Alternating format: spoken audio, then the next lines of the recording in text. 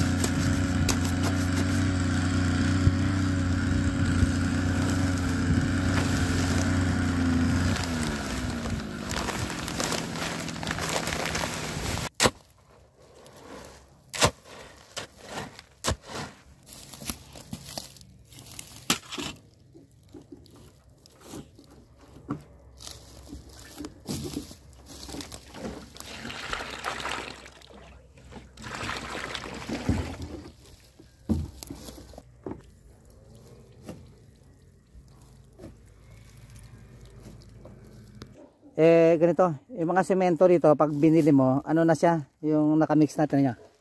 Meron na siyang graba, hindi mo na kailangan magsalandra, wala na. Ano to? Mix na siya. Ayan, may mga batong maliliit. Ganyan ang style dito ng mga semento.